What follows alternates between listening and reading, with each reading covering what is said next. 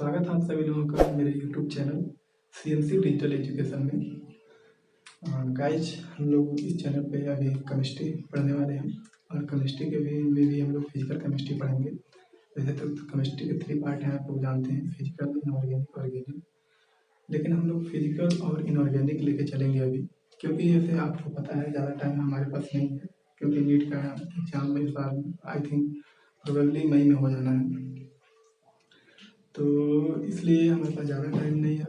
हम लोग इनऑर्गेनिक और फिजिकल को साथ में लेके चलेंगे। नियर अबाउट आई थिंक मेरा टारगेट है कि 4 मंथ में मैं पूरी केमिस्ट्री कंप्लीट कर लूँगा। तो आपको फिजिकल और इनऑर्गेनिक में माइंड कर सकते हैं हम कि 2.5 मंथ हम लोगों को लग सकता है, और उसके बाद से हम लोग पास 1.5 मंथ जो बचेगा, 1.5 महीने लगभग, तो उसमें हम ऑर्गेनिक कंप्लीट कर लेंगे। उसके बाद जो टाइम मिलेगा उसमें अपना मतलब रिवीजन लगभग 1 मंथ का नियर अबाउट टाइम मिल सकता है, तो आप उसमें आप सेल्फ स्टडी कर सकते हो, रिवीजन कर सकते हो, और साथ साथ में भी रिवीजन करते चलो तो ज़्यादा अच्छा रहेगा। ठीक है। गाइज जैसे कि मतलब मैं मान लीजिए केमिस्ट्री के मतलब अपना वीडियो अपलोड करने वाला हूँ, तो ये चैनल मेरा किन स्टूडेंट के लिए बेनिफिशियल होगा ज़्यादातर। तो गाइज मैं यहाँ पे बता दूँ कि चाहे 11th-12th बोर्ड का स्टूडेंट हो, चाहे 11th-12th फाउंडेशन का स्टूडेंट हो, या 11th-12th पास मतलब 12th पास आउट हो और मेनली नीट की प्रिपरेशन कर रहा हूँ, तो जैसे मैं इस बेसिस पे बोल रहा हूँ कि सबके लिए बेनिफिशियल होगा। क्योंकि आप अगर प्रीवियस ईयर के पेपर उठा के देख लो, जैसे 90 और 20 के, तो आपको ये पता चल जाएगा कि आजकल क्वेश्चन बहुत बेसिक लेवल से पूछे जा रहे हैं। ठीक है, और फुल्ली NCERT बेस्ड ही पूछे जा रहे हैं। तो मैं फुल यहाँ पे NCERT कम्प्लीटली कवर करने वाला हूँ। क्वेश्चन भी A to Z जो भी होगा उसको कवर किया जाएगा। जैसे जैसे मेरा चैप्टर कंप्लीट होगा, वैसे वैसे मैं PDF फाइल मतलब फाइल में मैं आपको कन्वर्ट करके क्वेश्चन प्रोवाइड कराता रहूँगा। जो भी आप पे क्वायरी होगी उसको इसके अलग से वीडियो बनाऊंगा, उसको मैं डिस्कस करूँगा। ओके, तो फिलहाल तो हम लोग आज अभी फिजिकल केमिस्ट्री पढ़ने वाले हैं, और फिजिकल केमिस्ट्री में भी हम लोग पढ़ने वाले हैं some basic concept of chemistry. इसको हम लोग शॉर्ट में मोर कॉन्सेप्ट बोलते हैं। तो आइए गाइज हम लोग स्टार्ट करते हैं मोर कॉन्सेप्ट।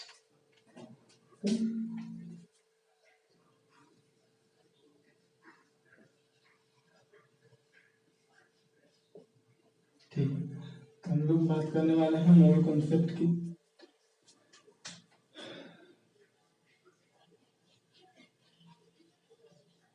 गाइज कोई भी चैप्टर अगर हम लोग पढ़ रहे हैं, ठीक, तो सबसे पहले ये बात हमारा जानना आवश्यक होता है कि हम इस चैप्टर को पढ़ क्या रहे हैं, इसका यूज क्या है। तो गाइस ये चीज़ हमको पता रहता है, थोड़ा इंटरेस्ट बढ़ जाता है चैप्टर में। क्योंकि अगर हमको ये पता हो कि ये चीज़ करने से हमको ये फायदा होगा, तो कुछ ज़्यादा ही रुचि हमारी बढ़ जाती है। ठीक है, तो बेसिकली केमिस्ट्री काफ़ी स्कोरिंग सब्जेक्ट होता है, और नीट के पॉइंट ऑफ व्यू से सिलेक्शन के लिए तो बहुत ही इम्पोर्टेंट है। ठीक है, और ये सबसे बेसिक चैप्टर होता है। फिजिकल केमिस्ट्री के एवरी चैप्टर में आपको पहले तो यूज में आएगा। ठीक है, और इसके जो यूनिटरी मेथड होता है उसको तो आप फिजिक्स में भी मतलब कहीं कहीं यूज कर सकते हैं। जैसे कि आप पोटेंशियोमीटर पढ़ते हैं, मीटर ब्रिज पढ़ते हैं, तो यूनिटरी मेथड से कभी कभी डायरेक्ट क्वेश्चन आप इससे बन सकते हो, के सॉल्व कर सकते हो। तो इसलिए ये चैप्टर ज़्यादा इंपॉर्टेंट है। अब बात रहे कि हम लोग मूल कॉन्सेप्ट पढ़ रहे हैं, तो क्या जरूरत थी इसकी, मूल कॉन्सेप्ट में मूल की क्या जरूरत थी। तो मूल की यहाँ पे इसलिए जरूरत है क्योंकि गाइस हम लोग जिस चीज़ की स्टडी करने वाले हैं वो सब एटॉमिक पार्टिकल्स हैं। जैसे कि atom, molecules, electron, proton, neutron. तो इसकी एक छोटी सी क्वांटिटी की हम बात करें तो उसमें इसके जो नंबर्स होंगे वो बहुत ही ज़्यादा होंगे। ठीक है, तो इसको हमको डील करने के लिए कहीं कहीं इस चैप्टर की आवश्यकता पड़ी। जैसे कि CGS, MKS यूनिट हम लोग नहीं यूज कर सकते हैं, काफ़ी बड़ी यूनिट्स हैं। ठीक है ना, इसलिए साइंटिस्ट ने मोर कॉन्सेप्ट चैप्टर को यहाँ पे इंट्रोड्यूस किया है। अब गाइस बात करें कि यहाँ पे अभी हम लोग एक बात करेंगे कि ये जो मोल होता है, ठीक है, ये मोल होता है जो ये बोलते हैं कि फिक्स नंबर ऑफ क्वांटिटी है, फिक्स्ड नंबर ऑफ क्वांटिटी। ठीक, ये फिक्स नंबर ऑफ क्वांटिटी है। तो ये फिक्स नंबर ऑफ क्वांटिटी क्या है, कैसे आता है, इस चीज को हम जानने की कोशिश करते हैं। सबसे पहले साइंटिस्ट ने कार्बन-12 का आइसोटोप लिया और उसका ऑब्जर्वेशन किया मास स्पेक्ट्रोमीटर के द्वारा। अब कार्बन-12 का आइसोटोप ही क्यों लिया, this is the important question. Why? Because guys अगर हम हाफ लाइफ देखें कार्बन के आइसोटोप का तो होता है 5770, ठीक है, काफी ज्यादा होता है।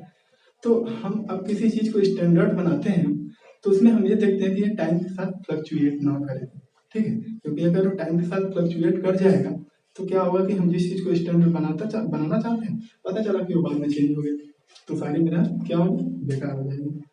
तो इसलिए हम कोई भी जब ऐसी चीज स्पेसिफिक मतलब स्टैंडर्ड करते हैं तो हम लोग मतलब हर एक वैल्यू को देखते हैं, ठीक है ना, हर एक पॉइंट को देखते हैं। तो जो कार्बन 12 का आइसोटोप है वो नेचर में काफी मतलब स्टेबल है। जैसे कि अगर हम बात करें तो मास स्पेक्ट्रोस्कोपी द्वारा जब साइंटिस्ट ने कार्बन 12 के आइसोटोप का ऑब्जर्वेशन किया तो उन्होंने ये पाया कि कार्बन 12 के जो आइसोटोप का 1 एटम होता है, इसका जो मास होता है ये होता है 1.992648 इंटू 10⁻⁻23 ग्राम पर एटम। इसका जो ग्राम एटॉमिक मास होता है वो होता है 12 ग्राम पर मोल, ठीक है। तो 12 ग्राम पर मोल अगर मान लो कि ये नेचर में टाइम के साथ फ्लक्चुएट हो जाए, इसका जो मोलर मास है, ठीक है, 12 ग्राम, ये चेंज होके अगर मान लो कि 11 ग्राम हो जाए या 13 ग्राम हो जाए तो क्या हो। तो इससे जो हम लोग अभी फिक्स नंबर क्वांटिटी की बात करने वाले हैं, जो अभी हम लोग फाइंड आउट करेंगे, क्या होगा, ये चेंज हो जाएगा, क्योंकि नंबर ऑफ एटम्स पर मोल जो होंगे वो चेंज हो जाएंगे। इसके वेट चेंज होने से इसका नंबर ऑफ एटम चेंज हो जाएगा, मतलब पूरी कैलकुलेशन ही चेंज हो जाएगी। तो इसीलिए जब किसी चीज को स्टैंडर्ड करते हैं तो कहीं ना कहीं हम ये देखते हैं कि नेचर में टाइम के साथ वेरिएशन, ठीक। आइए अब हम देखते हैं कि ये फिक्स नंबर ऑफ क्वांटिटी आती कैसे, ठीक है। तो गाइस साइंटिस्ट ने सबसे पहले बाई मास स्पेक्ट्रोमीटर की हेल्प से, ठीक है, इन्होंने ये देखा कि mass of 1 atom of carbon 12 isotope, ये जो था गाइस ये था 1.992648 इंटू 10⁻⁻23 ग्राम पर एटम, ओके। कितना है 1.992648 इंटू 10⁻⁻23 ग्राम पर एटम। और साइंटिस्ट ने उसके ग्राम एटॉमिक मास देखा तो ये पाया ग्राम एटॉमिक मास एक्चुअली में गाइस ये होता है 1 मोल एटम का मास, ठीक है। ये हम यहाँ पे कह सकते हैं कि mass of 1 mole of atom, mole of atom, ठीक है।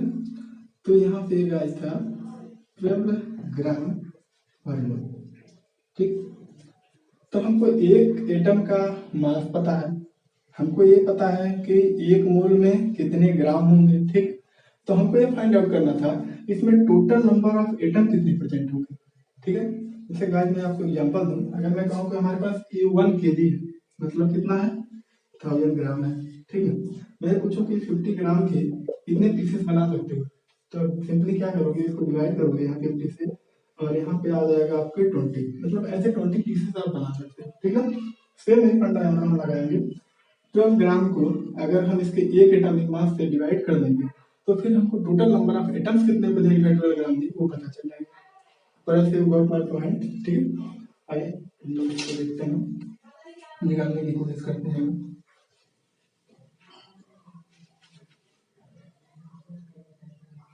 तो यहाँ पे अगर हम नंबर ऑफ एटम्स की बात करें, टोटल नंबर ऑफ एटम्स कितने होंगे, number of atoms present in 1 मोल। तो गाइस यहाँ से अगर हम देखें तो ये हो जाएगा 12 ग्राम पर मोल, ओके। और एक एटम के जो मास है ये है 1.992648 इंटू 10⁻⁻23, ये है ग्राम पर एटम। तो सिंपली आप अगर यहाँ पे देखोगे ग्राम से ग्राम कैंसिल आउट हो जाएगा और यहाँ पे जो नंबर ऑफ एटम्स आएंगे, नंबर ऑफ एटम्स, ठीक है। यहाँ पे मैं टोटल की बात कर रहे हैं, टोटल नंबर ऑफ एटम, ठीक है। टोटल नंबर ऑफ एटम्स जो होंगे 1 मोल में इन 1 मोल। तो ये यहाँ से अगर आप इसको डिवाइड करोगे तो यहाँ से आ जाएगा 6.022 इंटू 10⁻23, ये हो जाएगा एटम्स पर मोल, एटम्स पर मोल। ठीक है, तो यहाँ पे हमको एक चीज पता चल गया कि हमारे पास अगर कार्बन 12 का 1 मोल है, ठीक है, 12 ग्राम है, तो इसके अगर हम एक एटॉमिक मास से, मतलब कि एक एटम के मास से डिवाइड कर देंगे, जो टोटल नंबर ऑफ एटम आ रहा है वो आ रहा है 6.022 इंटू 10⁻23 एटम्स पर मोल। हम इसी 6 नंबर की बात कर रहे थे यहाँ पे, ठीक है, अभी जिस 6 नंबर की बात कर रहे थे वो ये है।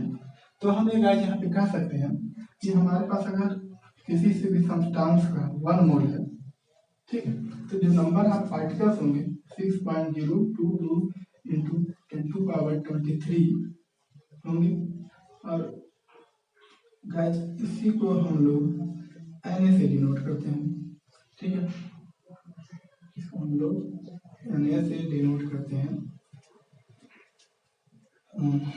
और इसको बोलते हैं हम, इसी को हम लोग Avogadro number, Avogadro number. Okay, तो यहाँ तक आप पहले नोट कर लो। तो गाइस हम लोगों ने एक चीज देख लिया कि अगर किसी भी सब्सटेंस का अगर हमारे पास 1 मोल है, ठीक है, एक बार और देखना है, तो 1 मोल में जो नंबर ऑफ एटम्स होंगे वो 6.022 इंटू 10⁻23 होंगे, ठीक है, और इसी को हम लोग डिनोट करते हैं Na से, और Na को यहाँ पे बोलते हैं एवोगाद्रो नंबर, ठीक है, इसी को हम लोग बोलते हैं एवोगाद्रो नंबर, ठीक है।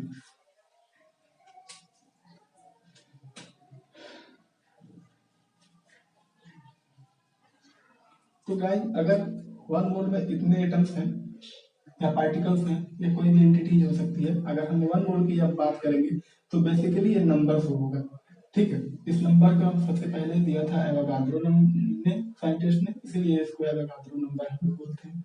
ओके, तो गाइस बेसिकली इसकी कोई यूनिट्स नहीं है, ठीक है, एक नंबर है, just a number.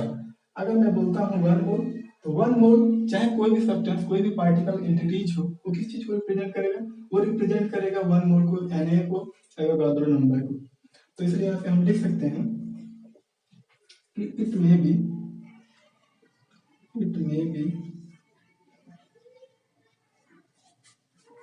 Atoms, molecules and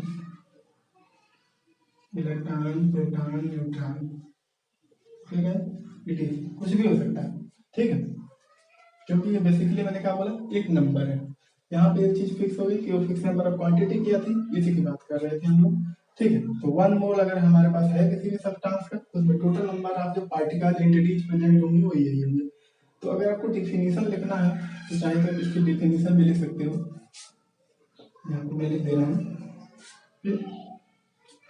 1 mole of any substance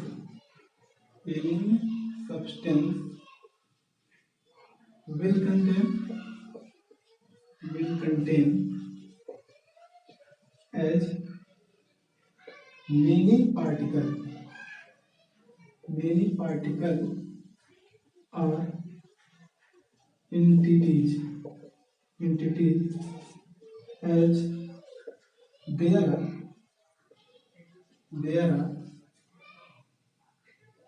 there are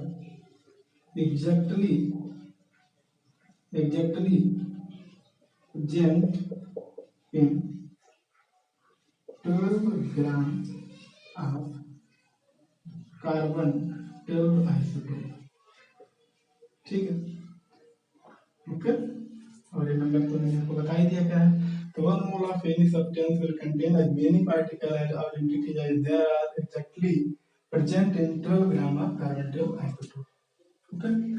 तो आप इसको नोट कर लो, फिर मैं इस पे आगे कंटिन्यू करते हैं, ठीक है, पहले आप इसको नोट कर लो। मैं इसको बता देना चाहता हूँ कि इसकी जो एसआई यूनिट होती है, ठीक है, मोल की जो एसआई यूनिट होती है एक्चुअली ये होता है, और इसका जो सिंबल होता है फिर से जो मोल होता है, ठीक है। तो यहाँ पे सिंबल लिख लो। एक चीज एनसीईआरटी में मेंशन है, और एनसीईआरटी के किसी सब्सटेंस को मतलब कोई चीज है तो इन्फॉर्मेशन इसको हम लोग नहीं छोड़ेंगे। जैसे कि अगर मान लीजिए कि हम 1 दर्जन की बात कर रहे हैं, 1 दर्जन की बात कर रहे हैं, तो आप जानते हो कि कोई भी 12 हिप, अगर हिप का 12 मिनट्स 12 का गुच्छा है तो उसको 1 दर्जन बोलेंगे, ठीक है। तो यहाँ पे आप ये हो जाएगा 12 यूनिट्स। अगर हम 1 स्क्वायर की बात करें तो 1 स्क्वायर में होते हैं 20 यूनिट्स, एक साथ 20 यूनिट्स। 20 का अगर कोई गुच्छा है तो हम उसको 1 स्क्वायर बोल देंगे। और 1 ग्राफ, ठीक, 1 ग्राफ ये होता है 144 यूनिट्स, ठीक। तो अगर 144 का हिप है गुच्छा है तो हम उसको क्या बोलेंगे, ये 1 ग्राफ है। एनसीईआरटी में कोई भी चीज दिया होता है उसको हम बिलीव नहीं करेंगे गाइस, हम उसको फॉलो करके चलेंगे, ठीक है। तो ये चीज में बिलीव कर रहा था, इसको आप बिलीव नहीं करोगे, इसको क्लियर से करना, ठीक है। तो यहाँ तक आप नोट कर लो, हम लोग आगे बढ़ते हैं इसके बाद, ठीक है। आज मैं इस लेक्चर में आपको कोई भी फार्मूला नहीं बताने वाला हूँ, आगे भी मैं ज़्यादातर कोई फार्मूला आपको नहीं रटाने वाला हूँ। हम लोग कॉन्सेप्चुअल पढ़ेंगे, ठीक है, क्योंकि कोई भी चीज़ आप रटोगे तो भूल जाओगे, लेकिन कॉन्सेप्चुअली समझ लोगे तो उसे नहीं भूलोगे। एक छोटी सी इन्फॉर्मेशन, कुछ ऐसी इन्फॉर्मेशन है जिसे हम लोगों को डायरेक्टली याद रखना होगा। जो हमें याद रखना होगा मैं यहाँ पे आपको लिख दूंगा MTR, ठीक है।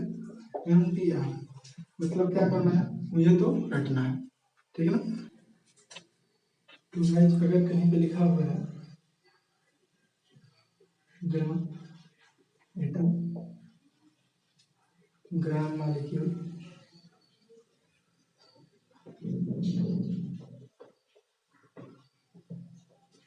या कहीं पे लिखा हुआ है ग्राम आयन, ठीक, ये सारी चीजें किसको रिप्रेजेंट करेंगी, मोल, ठीक।